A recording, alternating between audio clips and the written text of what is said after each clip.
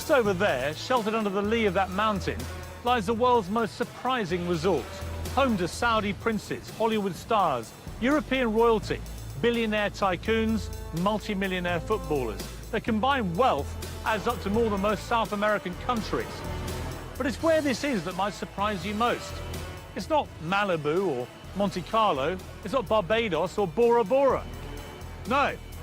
That, my friends, hold on to your designer sunglasses, is Marbella.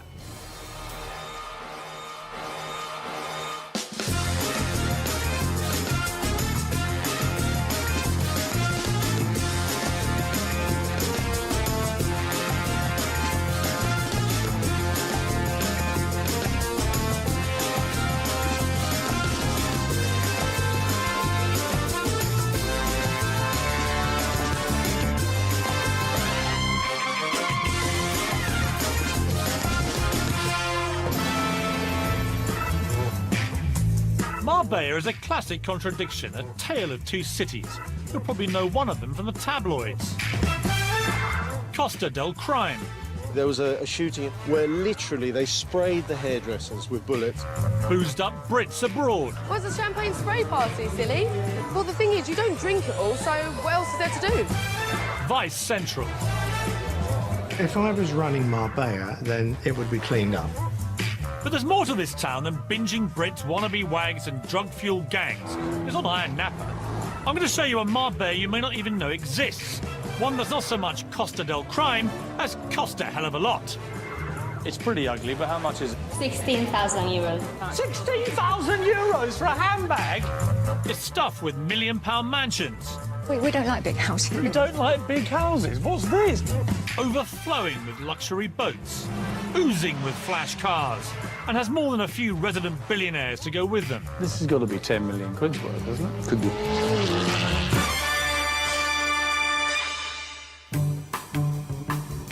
Marbella is on the infamous Costa del Sol, Spain's most southerly Mediterranean Mecca.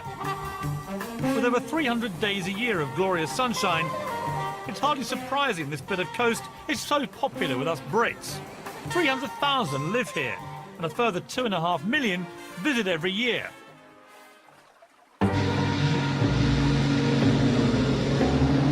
I'm driving the Golden Mile. It runs east-west alongside the Med and links Marbella's past and present. Behind me is the old town the Spanish Christians retook from the original Muslim invaders back in the 15th century. On my left here is the world-famous Marbella Club, where the magic of this place really all began. It was the hotel that first attracted film stars back in the 50s, kick-starting Marbella as an exclusive resort. Up here you have the mosque that was built by King Fahd of Saudi Arabia as a gift to the local people. And tucked up there you have the famous White House, which again King Fahd built as his summer residence. The Saudis still come every summer, spending millions on their annual holiday. All along here is Gulf Valley. There are more courses per head in Marbella than anywhere else in the world. And tucked away behind those trees, suitably furtive, is Milady Palace, where he or she can indulge their wildest fantasy. And if you're wondering why it's called the Golden Mile, well, there's one very good reason. Square metre per square metre, this place is more expensive than even London's Mayfair. If Marbella were a goose, then this really is the golden egg. So what kind of person has a home here? And just how rich do you have to be to live on the front row? I've been invited to take a look inside L'Oriana, reputedly one of the most impressive of Marbella's mega mansions. My guide is John Davis. John, how are you? Welcome. Welcome to L'Oriana. I'm looking forward to this. John is a property developer who creates these seafront havens and manages them for the wealthy owners. Wow, look at the chandelier. I mean, let's cut to the quick here. What would that cost? About £150,000. And what about this sort of tapestry here? That's a very special one. There's 3 of those in the world, and that's got over 1.25 million stitches a square metre. And what would that have cost? I think it's valued between 350,000 400,000. Wow. But that's just chicken feed. The rest of the carpets in the house cost a whopping £2 million. Thank goodness I didn't step in anything on the way. I'm I'm not allowed to tell you who owns this place. Suffice to say, he's a British knight of the realm who's worth more than the Queen. And yet he only comes here for his summer holidays. The rest of the year, he lets it out. The colours are good today with the sea. Beautiful, absolutely beautiful. The main house is just 5 bedrooms, but there's a 3-bedroom holiday cottage under the lawn with his own pool and a grotto for the kids. A further 4-bedroom guest house in case friends pop round, and this, another 4-bedroom house in the gardens for the servants. Now, what have we here? Ah, Roman spa. Fully stocked gym, saunas, steam rooms, some strange bathing till private cinema. Look at that. And of course, if you're super rich and you fall ill, what better than having your own little private hospital? So these, I mean, these aren't, are they? Oh, they're not real gold, but they're very expensive taps. Like what? Well, I would say for the main 4 or 5 bathrooms in the house, you're going to spend over €250,000. On taps? On taps, yeah. So, John, here's the master bedroom, and I could quite happily wake up to this every morning. Not bad, is it? And this is the view you would wake up to. Spectacular. Unbelievable. And tell me, as we stand here, I mean, if this was to go on the market tomorrow, what would it cost me? Very hard to value, Piers, but all I can tell you is it generates a very good rental income. Like what? It's been renting out for 15 to 20,000 euros. A month? A day. A day? Yeah. 20,000 euros a day? In the high season, 20,000 a day, low season, 15,000 minimum. And who pays that? I mean, what type of person? There's people. So taking that rental income as my guide, my calculations value this property at a staggering £70 million. Not exactly cheap, but even half the price. And if you want a glimpse of the kind of people who can afford that, you may want to try the port. We're coming now to the other end of the Golden Mile, the place that most Brits might assume is the real Marbella, and that's Porto Banús, with its fabulous, famous harbour. It's here that you'll find the glitzy bars and chic restaurants. Since its opening in 1970, Porto Banús has been associated with conspicuous consumption and sophistication. This is Bond Street with a tan. The port reflects an insatiable desire to be admired around here. And simply having a few million quid in the bank is nowhere near enough, because the bigger your boat, the nearer you want to park it to the restaurants. The more expensive the wardrobe, the more you have to dress up and show it off. And the flashier the car, the more you have to drive it round and round, trying to get noticed. Being a somebody in Marbella is bloody hard work. But those with cash love nothing more than spending it, which is not difficult in a place that's crammed with 40 of the world's top designer stores. Karen Brady, the ex-MD of Birmingham City Football Club and now sidekick to Lord Sugar in The Apprentice, owns a flat in the port. When it comes to shopping, she's in the Premier League. It would be rude not to, wouldn't it? Yes, I think it's very Yes, Karen I think Brady. so. I think. Come on. Hello. Looks like I've just been hired as an apprentice bag boy. And just when I thought we couldn't possibly shop anymore, Fendi, now this has to be right up your street. I do like Fendi, I have to say. You know, I've got 1 or 2 little Fendi pieces. So, I bet you have. yeah, no, it has to be said. I mean, I haven't seen a price tag yet. How much is all this gear? I think, Piers, if you have to ask the price, you can't afford it. but what all the wags really come here for is a quality handbag, no matter what the price. Excuse me, how much is this one? 16,000 euros. 16,000 euros for a handbag? Look, Piers. Who buys this stuff? Who buys it? Not exactly how most of their customers react, I imagine. So just how much money is sloshing around these shores? How rich are the people in Marbella? Oh, there's some really, truly wealthy people. And lots of people that want to be close to the glamour. That's why they come to Marbella. That's why they're down in the port, they're in the shops. And they're all just here nosing around, seeing what's going on. You've got one side of it, which is very elegant, beautiful homes to live in, wonderful shops. Then on the other side, you've got the stag do's, the hen do's, the people staggering out of clubs at 5 o'clock in the morning. But actually, both sides are quite fun. You know, it's the Euro trash element of Marbella. So part of it's Euro and part of it's trash. Exactly. So there's cost a lot and cost a little. But in my tale of 2 cities, what is it that makes the rich want to live here? I'll be visiting a mountaintop housing estate for millionaires, where hardly anybody actually lives. I mean, we're talking 15 to 20 million for a place that is unoccupied. Oh, hardly anything. As that when it's down there. On the flip side, just how trashy is Marbella? And what's it like to end up on the wrong side of crime in the Costas? Woke up one morning to find out we'd been broken into. We'd been gassed, knocked out, so we didn't hear anybody in the house. Seriously, you were gassed? If you're super rich and fancy living in the sun, there are a number of options. There's Monaco for the snobs, for refined sophistication, the south of France, for exotic paradise, Barbados, and for raw excitement, you can't beat Miami. But Marbella, that's always struck me as a kind of poor man's Saint-Tropez, where lobster-red Brits come to guzzle their beer, scoff their chips, and read their daily current bun. So why is it that people who can afford to live anywhere on Earth come in such numbers to live in Marbella? Well, for one thing, there's the weather.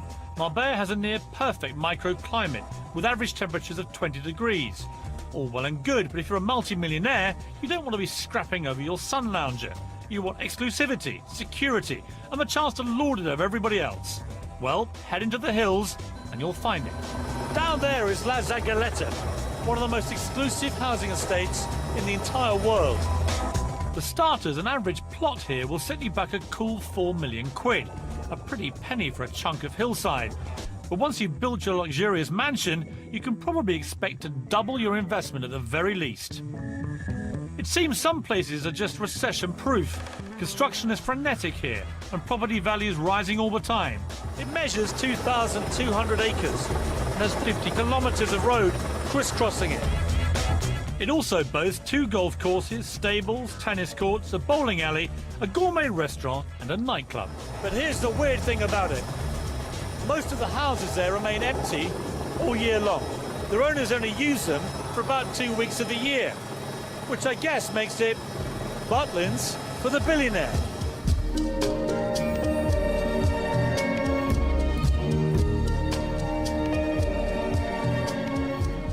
To get into this private hilltop hideaway, you need to be escorted from the main gate by a resident, or you might get shot. It's the little things like 24-hour armed security, dog patrols, CCTV, and a barbed wire perimeter fence to make a multi-millionaire feel secure. Inside, resident Graham Fisher is waiting to guide me the 3 kilometres to his particular slice of mountainside, where he lives with his wife Barbara, when they're not back at their Barbados residence, that is. Oh my God, look at the view. That's incredible. Isn't it? Well, that's why we bought this house, because that was the view. Graham sold his UK chemical company back in the 90s. Made enough money for him and Barbara to find themselves on Marbella's super rich list, albeit near the bottom, something they're endearingly embarrassed about. Is this one of the bigger ones in the area? Not, actually. Really? Where would it rank? It's one of the smallest, actually. No. It is. We don't like big houses. We're very happy. You don't like big houses? What's this? Well, we've got about 700 square metres, so what's that, 7,500 square feet of indoor living space. But you don't like big houses? But we've got pals here with 2,000 metre yes, houses. yes. So it's all relative in Marbella? Yes. Yeah. Look at the view. Huh? You've got from the port of Banús, Yeah. 180 degrees round to Gibraltar, and behind Gibraltar you can see Morocco. So that is actually, that's Africa? Correct. Wow. It's 20, that close. 20 miles away. You Seriously? could swim it on a good day. You could. Yes. If you're David Walliams, it's idyllic, safe and isolated. Perfect for hiding away. But all these houses are worth between 5 and 20 million. Yes. Right. Yeah. Well, It's not easy to find one for 5. But basically, it's There's a like few a Germans. secluded If you look over oasis here- for very rich people, right? And us. Well, Graham, let's be honest, I'm not scenting poverty here, Graham. And whose is that huge place just in front of us there? As far as I'm aware, it belongs to a German family, but we've never seen lights on in it. It's never in use. I mean, we're talking 15 to 20 million Yes. for a place that is unoccupied. oh, hardly any of All them the are time. occupied. As that one is down there. And there are a few Russians here. Yeah, the mayor of Moscow. The mayor of Moscow has a house. Mayor of Moscow. Would you ever sit here and think, actually, we're a bit lonely up here? Well, No, we've got well, lots of no, pals. because the English, well, we all stick together wherever we go, anywhere in the world. Well, I'd love to sit together with you. I haven't quite got the money, Barbara, to be honest with us. Oh, it's a great party house. Huh?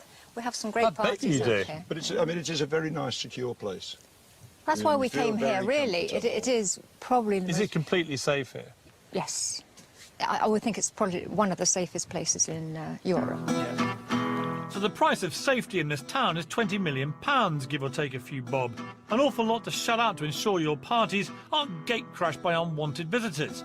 But then this is the Costa del Crime. The stretch of coastline was first dubbed the Costa del Crime back in the late 70s, after some of our most notorious crooks came out here to enjoy the sun and to avoid getting nicked. While the UK and Spain were arguing over extradition treaties, the likes of Freddie Foreman, the craze enforcer, and Ronnie Knight, Barbara Windsor's gangster ex, were here enjoying their ill-gotten gains. And British hoodlums are still here, but things have changed. Marbella is now an international melting pot of criminals, and they're all after a slice of the action. Of course, where there are so many criminals living in such a small place, there are bound to be differences of opinion. In the last few years, along this small stretch of Spanish suburbia, there have been a whole spate of gangland shootings. 3 people shot in broad daylight in that restaurant. Another person shot up here on the right. And a married couple machine gunned to death a little further down the road. In this town, you don't want to mess with the wrong people. You see, with Morocco just a short boat trip away, Spain is the preferred route for bringing illegal substances into Europe. Consequently, you'll find more than just a few drug barons hanging around. Someone who knows all about the illicit goings-on is Wensley Clarkson. No, he's not a drug baron, he's a journalist who's written a few books on Marbella's underworld. He now lives and works here. Well, it's fertile ground. So, Wensley, tell me about crime in Marbella. What's so weird about this place, Piers, is that you can sit on the beach as a tourist, have a lovely time in the sun, drink your pina colada at the bar on the beach, and 20 yards behind you might be a brothel, or 20 yards behind that might be a drug baron's house, and then 20 yards behind that might be a couple of criminals threatening each other with a gun. They're here because money attracts criminals, sunshine attracts criminals, a lapse police force attracts criminals. All the elements are here. This is why it's the melting pot of criminality that it is. You know, if you were brought up flogging the odd bit of cocaine in Bulgaria, you're going to be much happier flogging the odd bit of cocaine here. 40% of all of Europe's cocaine comes through Spain. Really? I mean, that speaks for itself. How much of what I'm looking at would you say has been paid for with dodgy money? Statistically, about 60 to 70% of the new buildings that have been constructed in the last 30 years here come from black money. That's illegal money, and it's helped fuel this entire economy. It wouldn't exist without it. How have you seen the Marbella crime scene evolve over the years? Instead of having friendly, old-time British villains who are nice to women and children, we've actually got hard-nosed Russian gangsters, other Eastern Europeans. These are people who take no prisoners. They will order a hit on an enemy, and they don't care if their wife and children are killed at the same time. And is that actually happening in Marbella? I mean, this is not just myth. This is going on. It's going on all the time. There was a shooting in a hairdresser's not that long ago where literally they sprayed the hairdressers with bullets. They didn't care about the other people who were killed and injured, but they got the man they were after. I don't dispute what you're saying is true, but are you slightly exaggerating this? Because when I've walked around Marbella, it all seems relatively safe. Well, they're not popping out from behind trees with Lugers, Piers, but they're there. It's an underbelly, it's an undercurrent of criminality, because this is the centre, the epicentre of criminality in Europe, without a shadow of a doubt. Perhaps I'll give that haircut a miss.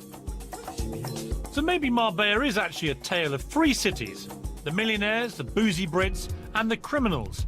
Except you don't really see the drug deals and corruption going on. Or do you? In times gone by, Marbella's dirty dealing wasn't always consigned to the shadows. This is a €500 note, or as they call them over here, Osama bin Laden's. Because although 40% of the EU's entire supply allegedly passes through Spain, you never actually see one.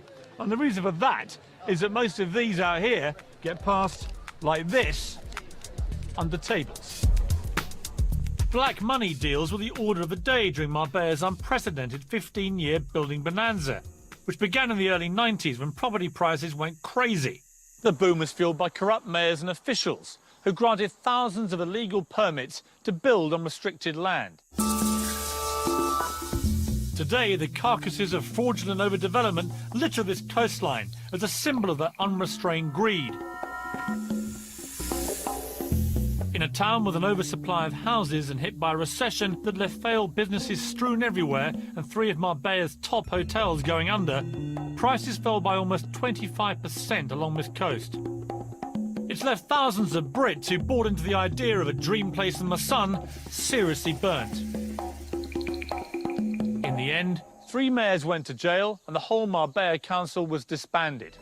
So you'd imagine they'd be burning effigies of a terrible trio. Well, not quite. The most notorious of the jailed mayors, the late Jesus Hill, is revered by locals as a modern-day Robin Hood, who created the thriving Marbella of today.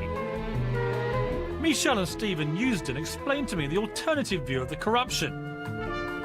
They came here with next to nothing, started an expat newspaper from scratch, and judging by what's in their garage, have done rather well for themselves. Michelle, looking magnificent, if you don't mind me saying. Thank you. The greatest nails I think I've ever seen in my life. Take me back to when you first came to Marbella. What was going on here then? At that time, we were just at the end of the last recession. It was just starting to recover. There was still a lot of property here that was half-built, never finished from the previous recession. And then Jesus Hill came along, and he was the mayor. He was the mayor. He was the mayor for 11 years. Now, there's some things he did wrong, some things he did right. Well, he went to jail, so it's a matter of record. Yeah. Well, he went to jail because he approved some things that he shouldn't have approved. So he was taking bungs for property developers, right? Yes, Yeah. and also... In millions and millions of euros. Yes. So actually... If you don't mind me suggesting this other thesis, he's actually, far from being Robin Hood, he's Robin Hood. No, I didn't say it was Robin Hood. If you ask the standard Spaniard on the street, even today, the average Spaniard will say to you, hold on a minute, he fed us. Well, of course he did, but he was creating an entirely false black market where they're all on the take, right? And black money was everywhere. No one paid any tax, and you all made a fortune. No wonder he's popular. He stopped petty crime. Saddam Hussein had his moments. Yeah, but he kept it all for himself. He didn't give it to the populace. You can say that. Oh, so it's because he gave back.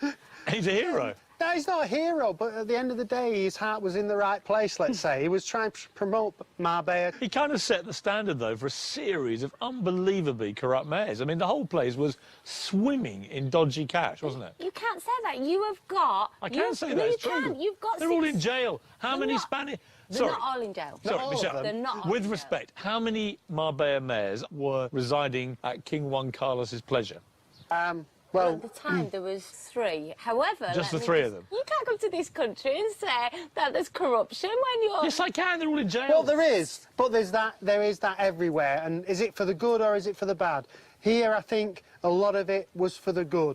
Of course, ironically, he then spawned with his behaviour the arrival of some pretty heavy criminal gangs. I agree with you know, gangsters. Yeah. And you yourselves, in the end, fell victim to these people. Yes. What was that? Well, I woke up one morning feeling very groggy and with a thick head, and I went downstairs to find out we'd been broken into, and subsequently realised that we'd been gassed, knocked out, so we didn't hear anybody in the house. Seriously, you were gassed? Yes. Seriously. They actually put the gas through the air conditioning units. That's how they get it in the house. We believe it comes from Eastern European, and it's something that their special services used to use. We were fortunate. At the same night that we were actually gassed, a very wealthy Spanish client of ours was done in the same area, and they actually woke her up at gunpoint, her and her husband, and they had to empty the safes. So I thank God we got away, but it was a warning. Scary stuff. But to add to the mix of multi-millionaires, criminal gangs and corrupt mayors, there's a new breed of visitor to Marbella, the boozed-up, binging Brit. But just how bad are their antics? Non-boozed-up Brit Max Clifford does some straight talking. We've noticed young prostitutes, drugs being openly sold. And I hit the millionaires' playground to find out how they really like to burn their cash. You are clearly stinking rich. Is it impertinent to ask how much this cost you? Yes.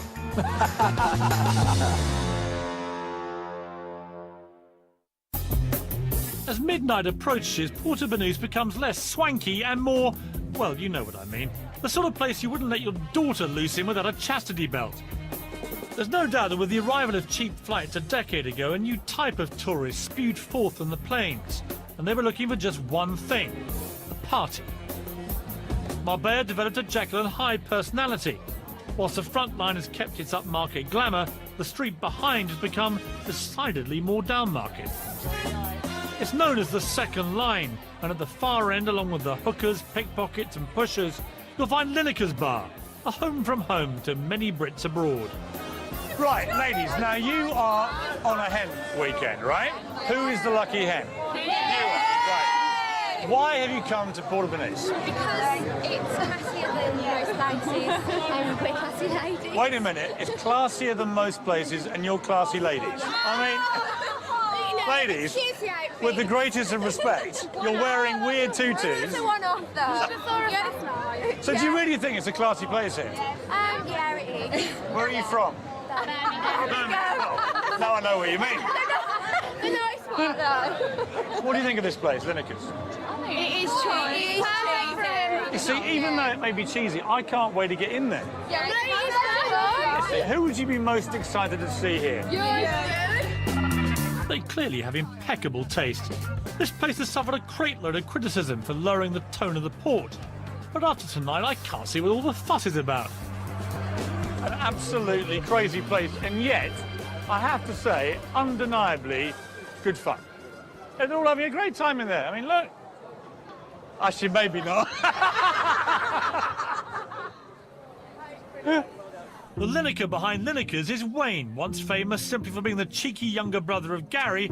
He's now famous for being the tax-evading younger brother of Gary, who went to prison and then came out to create a string of boozers, nightclubs and strip joints that stretch across the Med and beyond. It's definitely fun here, isn't it? No question.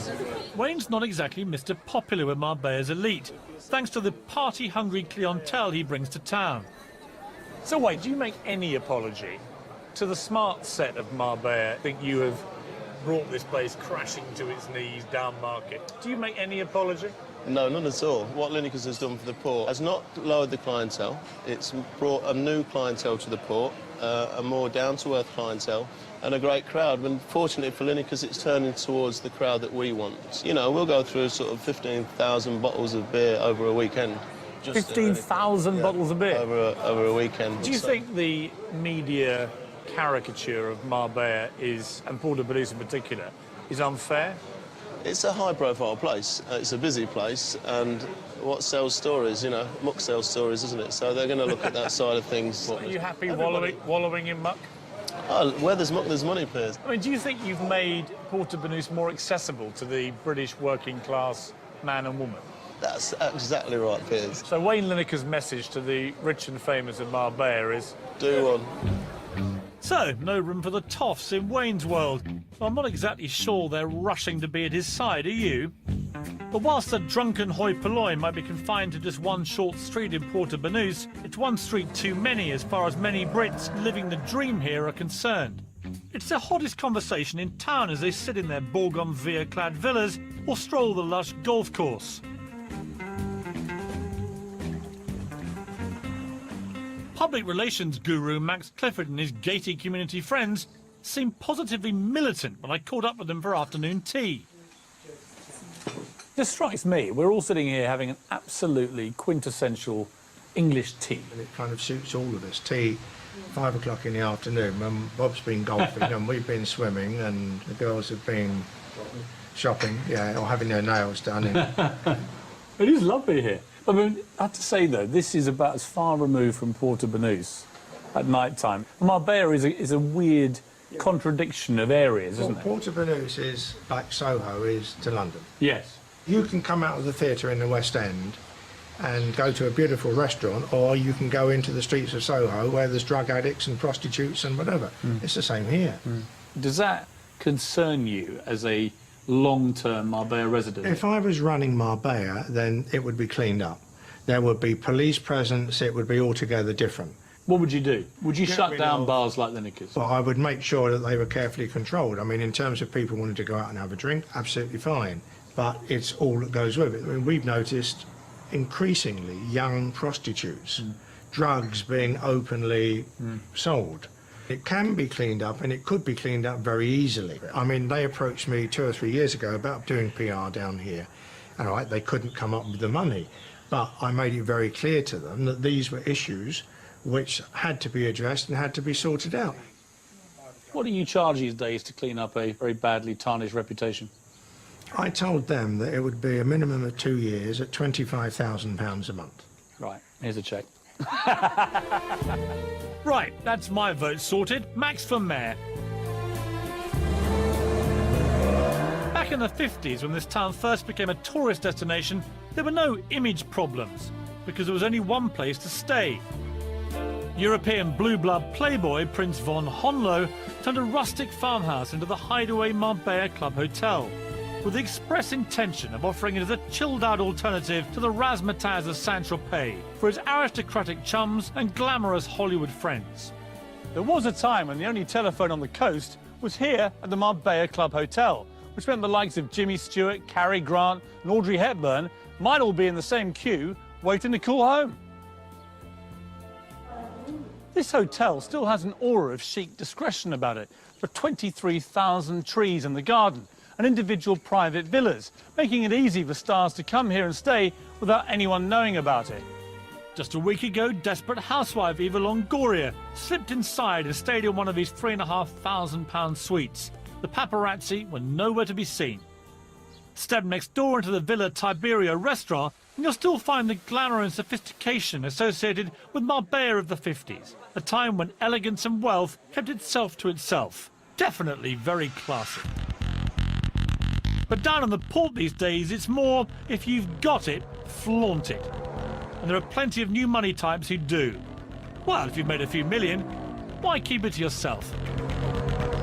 And if you really want to flash the cash, then head up the Ronda Road into the hills and burn some serious money with Marbella's top players.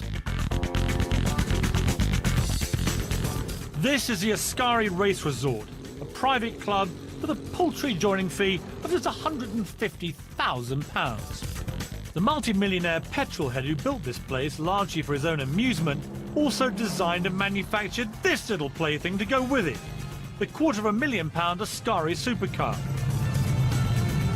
Klaus Vort is the 58-year-old high-tech inventor and one of Marbella's richest residents, whose money fuels it all. And his latest invention to make himself even richer is a finger scanner that's impossible to fool. It's all about fingerprints, right? It's not fingerprint. What is it? It's a radio scan of your 7th layer inside your finger. It's like something out of Star Trek. There's a good reason for all this security. My God. These are Formula One cars, These right? are all Formula One cars. All of them have been used in Formula One races. Proper Formula One cars. I'm now inside the most expensive toy box in the world. This has got to be 10 million quid's worth, hasn't it? Could be. What was your vision for this place? Basically, I would like to own a circuit where I could play on every day. That's how it started. It's the ultimate boy's toy, really, isn't it? Yes. Every day I get here, I still think it's a fantastic place and I love it. It's like walking into heaven when you get to these gates. It's an extraordinary place. Yes. I mean, you could live anywhere in the world, couldn't you? Yes. Why Marbella? I think Marbella is vastly underrated. I think it's a fantastic place. Need to be in Western Europe on a regular basis. So this is only 2.5 hours flight from London or from Amsterdam, whatever. So it's easily accessible. I mean, with the greatest respect, Klaus, you are clearly stinking rich. Is it impertinent to ask how much this cost you? Yes. But it's a lot. In fact, Klaus invested a vast £50 million of his fortune on having a good time. And having that kind of money to spare definitely puts you in the upper Marbella set. They all hang out at Olivier Vallet's nightclub. Lineker's is just a stone's throw away, but this place is about as far removed from Wayne and his pals as you could possibly get. Hello. The Queen of Marbella. Welcome to my I have place. heard so much about you. Thank you very much. Take me into your lair. Welcome, welcome. This is Marbella's premier nightclub, and is as voluptuous, exotic and entertaining as Olivia herself. People said to me that I couldn't make a programme about Marbella and not eventually meet you. that is real, because I said to everybody, if you come to Marbella and not come to visit my place, it's like to go to Roma and not go to the Vatican. So here are the bowels of your cellar, Olivia. On a busy weekend, almost 5,000 people will guzzle their way through the content of Olivia's cellar. This is one weekend's worth. Yes. But don't bother coming if you're on a tight budget. The punters here spend more in one night than most people spend on their 2-week holiday. This is a 1995. Yes, it's a Methuselah of Dom Perignon. How much are they? That's a bottle of 30,000 euros. 30,000 euros for a bottle of champagne? I'm told that everybody's been in here. Give me some names of people who've been here. Oh, from Sean Connery to Bruce Willis and with Rod Stewart. And I heard you had Prince Harry in one night. Oh, yes. That is the most chic and elegant young boy that I receive. Really? And when he tells me that it's the best night that he spent in his life, I tell him, really? Don't worry, you are going to have thousands of better nights.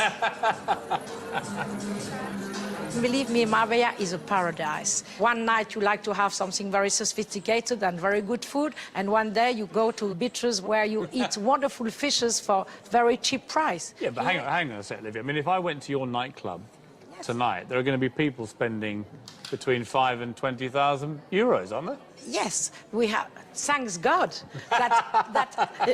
Thanks God, because if there is only poor, it's a little contagious. I don't like to be so near than them. Quite right, Olivia. We certainly don't want you catching a dose of poverty in Marbella, now do we? So, it seems the rich here are very happy living their own wealthy bubble, buying themselves distance from the riffraff and locking themselves away from the criminals.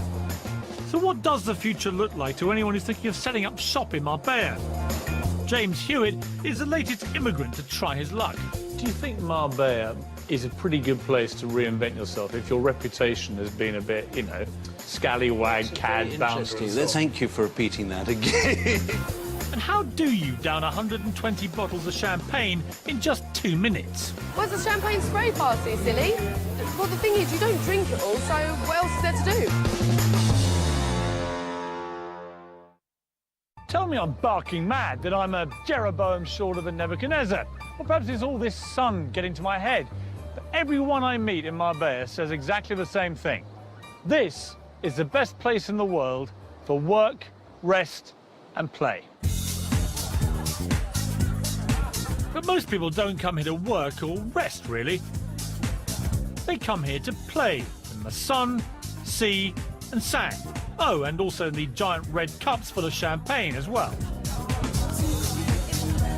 Here at Nicky Beach, I'd arranged to meet Bianca Gascoigne, daughter of football legend Paul Gazza Gascoigne, to have a quiet chat about the new Marbella.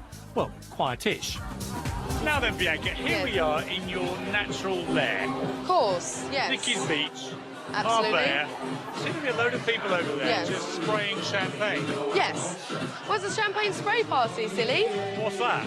Well, a champagne spray party is basically, it says what it is on the tin. It's a party spraying champagne.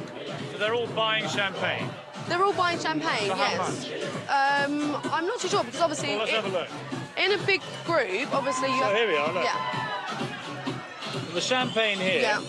a Magnum of Cristal, Yeah. 1,945 euros. Yes. And this lot are spraying it all over each other. Yes. I mean, that's the most senseless waste of money I've ever seen in my life. And I thought the same. I thought the same. Basically, last time I was girls, we had 120 bottles of champagne. What do you do with it? Well, the thing is, you don't drink it all, so what else is there to do? Well, you spray it. Do you think in a recession, Bianca, that spraying champagne all over each other is a sensible thing to do? Absolutely not, but it's a fun thing to do. Ah, yes, fun. That'll pay the bills. And talking of bills, if you're a millionaire and you're not quite so keen on giving so much of your hard-earned cash to the taxman, there's another reason you might want to move to Marbella. As every local estate agent will tell you, on a good day you can see Gibraltar and Africa from here. Gibraltar's just a 40-minute drive away, but it's been a thorn in the side of Spain for decades, lurking like a shark off the coast, feeding off the scraps that places like Marbella throw at it. But the tide may now be turning. If you're a tax exile, then Gibraltar's now one of Europe's lowest tax takers, and incredibly, you don't even have to live there to reap the benefit. Sounds too good to be true? Well, don't take my word for it. Have a listen to what James Young has to say. He's a Marbella millionaire who sold his pharmacy business in the UK and saved a fortune in tax by buying a flat in Gibraltar. I caught up with James on his £2 million Sunseeker. Pen and paper at the ready, everyone. So, James, I mean, you really are living the Marbella life, aren't you? I'm not quite sure about this. Well, let me spell it out for you. Yeah. Nice big yacht. Yes. Vintage champagne in your hand. Yes. The coiffured look of a man stinking of success, James. Wow. How do you plead? Guilty. Guilty, yeah. Yeah. I mean, it's maybe a daft question, but what made you leave Sunderland to come and live in Marbella? Well, before I sold the company, I took advice and applied to be a resident of Gibraltar. But you don't have to live there for any number of days as part of the deal. Exactly. I don't have to live even one day or spend one night there. Really? I can just spend my time in Marbella. So what is the tax in Gibraltar if you do that? Well, I didn't have to pay any capital gains tax on the sales price when I sold the company. Do you mind me asking what you sold it for? A few million, yeah. So basically, by buying a little place in Gibraltar, you ended up paying no tax on that at all? Yeah, that's right. If you'd done that in England, you'd have been paying... Exactly, capital gains tax at 10%. But on top of that is the inheritance tax, which is very important to me. So by being resident in Gibraltar, what would that be now, your inheritance tax? Nothing. Really? Nothing. My assets would be passed down to my children. And if I was in England, half of it would be going to Gordon Brown. But what has Marbella got that Sunderland couldn't give you, James? Well, it's got the weather, it's got the food, I was it's got joking. the ambiance. I've been to Sunderland, don't worry. Yeah, right. yeah. So perhaps the reason this town is so successful is that just about anyone can come and make a life here. From millionaires to boozed-up revellers, and from aristocrats to criminals. They're all doing what they do here in Marbella. Armed with the idea that Marbella will accept anyone with open arms, Britain's ultimate cad traded his life in Chelsea for a new life here in the sun. This is Polo House, a high-class establishment serving tiffin to the tops. Well, actually it serves posh nosh to anyone who'll pay for it. It's owned by one of my old tabloid targets, James Hewitt. Awesome guy, James. Awesome. For him, it's a whole new lease of life, a reinvention as restaurateur, rather than reality TV star, lettuce seller and all-round bounder. And let's not mention the affair with the most famous woman of all time. James, we meet again. We do indeed. Very warm welcome. In slightly more... Friendly. Yes, friendly circumstances, yeah. Do you think Marbella, more than most places, is a pretty good place to reinvent yourself if your reputation has been a bit, you know, scallywag, cad, very bounder interesting. and so That's on? a very... Thank you for repeating that again. Scallywag, cad, bounder. You know what I mean, though? That actually this is a pretty good place to reinvent I think yourself. anywhere is a good place to go, other than England. No, I wouldn't have chosen it for any other reason than it had potential for developing a new business. Is it a big risk for you? Oh, yes. A huge risk. I mean, last year was quite worrying. I mean, worst possible time to launch a place like this, I would have thought. Well, I mean, one probably wouldn't have done it had one realised that the credit crunch was coming. How much of a draw here are you, personally, do you think? I hope very little. Because what I hear is that all the ladies in town No, you love are coming... joking. No, I'm serious. You are joking. No, You are really like coming along here to meet James Hewitt, which obviously I find quite baffling, but it's true. Well, thank you for that. Well, no, I'm not going to kid myself. I mean, you know, I think that people are intrigued. I mean, I don't think it's necessarily me, but it's the person that they've read about or heard about. But I hope they find when they've been here that they like the place and they come back. And is there a lady in the life of James Hewitt at the moment? No. No? No. No time. No time. I mean, would it be a dream of yours that you could be remembered, perhaps, as James Hewitt, a successful restaurateur, rather than James Hewitt, ex-lover of Princess Diana? I mean, you can't expunge history, so... But in terms of an aspiration for you, personally? Yes, I mean, I'm trying to, you know, I have moved on. I'm going to continue to move on, and if that is accompanied by success, then I would have no complaints. Good luck. Thank you. I set off to investigate a tale of two cities, but Marbella has turned out to be a mini metropolis in my son, providing everything to everyone. Try and quantify exactly why so many people flock down here, and you'll be sipping your G&Ts for several days to come. But one thing's for sure, it remains at its heart somewhere that people come to live a dream, to retire, to party, to make a fortune, to spend a fortune, or even just to enjoy a great holiday. Marbella, whatever tickles your fancy, can offer it all.